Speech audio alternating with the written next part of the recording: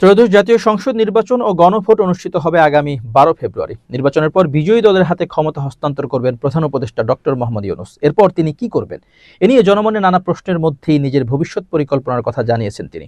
11 জানুয়ারি রাষ্ট্রীয় অতিথি ভবন যমুনায় জাপানের প্রয়াত প্রধানমন্ত্রী শিনজো আবের সহধর্মিণী আকিয়া আবের সঙ্গে বৈঠকে নির্বাচন পরবর্তী পরিকল্পনার কথা জানান ডক্টর ইউনূস।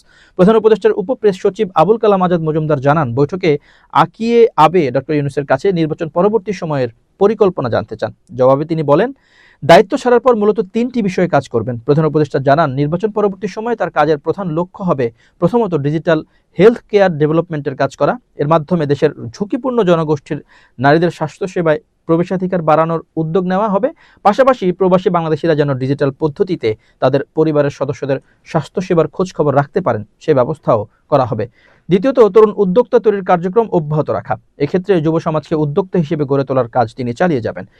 তৃতীয়ত, 3-0 ধারণা নিয়ে যে কাজ তিনি দীর্ঘদিন ধরে করছেন তা অব্যাহত রাখবেন। উপপ্রেস সচিব জানান, আততায়ীর গুলিতে নিহত জাপানের সাবেক প্রধানমন্ত্রী শিনজো আবের সঙ্গে ডক্টর মোহাম্মদ ইউনূসের অত্যন্ত ঘনিষ্ঠ সম্পর্ক ছিল। বৈঠকে প্রধান উপদেষ্টা তাদের পারস্পরিক সম্পর্ক ও স্মৃতির কথা তুলে ধরেন।